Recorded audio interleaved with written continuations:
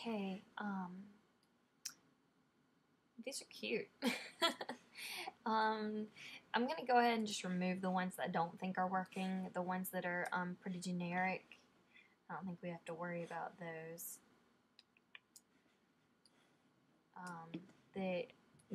Really you're gonna need the imagery with it, so I'm just gonna take out the ones that didn't have the imagery. Right now I'm just gonna talk about, these are the same, they just, you've shifted color, so I'm just going to go ahead and knock out that. A good logo needs to work well in black and white or in, what is my computer? I'm sorry, my computer's acting up. Okay, thank you. Good logo needs to work in black and white and in color. My goodness. Sorry, having a hard time with that. Did not mean to mark that one out. Okay, yeah, okay, so there's a lot of duplicates here. Let me just get rid of some of those. Take it down to its beginning stages for point of discussion. I think some of these work better in the black instead of with the white background. The text here, I don't think that's helping you. And the full tie doesn't look as classy. It looks kind of laid back, more like an after hours kind of thing. Okay. Alright, so we got a lot of the same thing going on. Okay, now we're kind of down to your original files that each one has some merit, and we're down to like basically 4 different ones. I'm just gonna get rid of all those.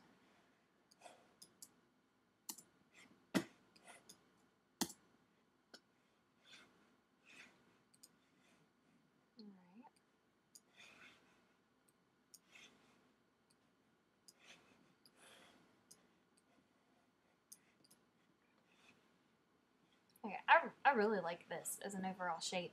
I really think at this point now it's time to look at typography, because you stuck with something very simple for right now, so while you were trying to work out the imagery, but now it's time to focus more on the type. So for your next round, I would expect to see variations on typography. This was if you are going to take it this direction, I don't think you need to box in the whole thing. You could just simply box in the illustration. You don't have to box the words in. I just don't think that's necessary. Enlarge it to make it fit, make it so it's not stretched. Okay, so you could do something like that, or go this direction. They're cute. They're kind of kitschy. This look has more. These 3 have sort of that tongue-in-cheek mustache kind of thing that's going on right now that you see pop up all over the place, and that's fine. It's kind of a throwback sort of Victorian look, and they're funny. This actually looks more like one of those collared shirts that has a white collar and a different colored shirt, and looks more like something a banker would wear.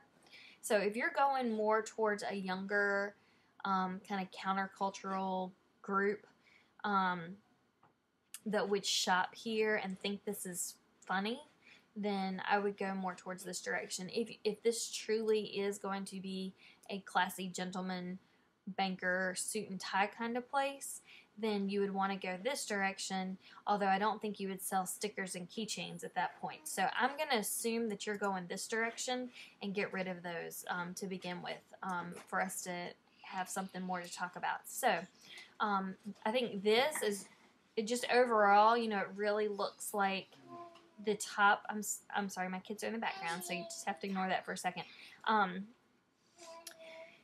This looks like, you know, the top portion before a vest, and I think it's a nice overall shape. It looks like an emblem. It looks like it could be cut into a sticker already itself. This one's cute, but some of these elements are really thin, and I don't think they're going to translate as well. And with the eyeglass, I forget what it's called right now, but that I think is going to look a little old. This is very clean. You have limited it to just the necessary elements. I think that's great. I mean, you've really simplified this, and I think that is good looking. So I'm going to go ahead and just nix this one and leave us down to these two. Play around with different fonts. You could work with some that are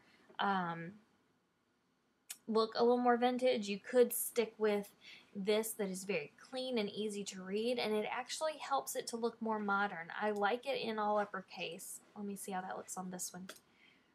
I think if you're going to go this route, if you're going to go the clean, modern type look, which lends itself well to the clean graphic elements you have, then definitely all uppercase looks good. Then you don't have to worry about mucking up your design with this one descender that you have that kind of gets in the way.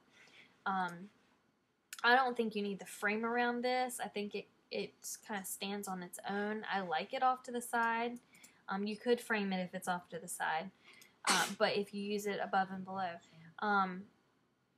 It's kind of weird though, because your eye sort of starts to try to make it look like, this is weird, but hair and sunglasses for a second. It almost looks like I want to have a face down here, if that makes any sense at all.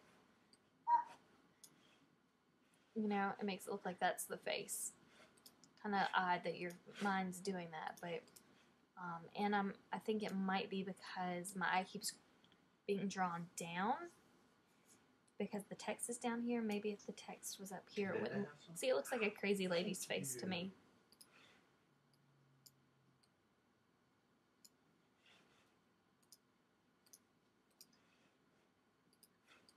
See, and that might have just been because my eye was being brought down.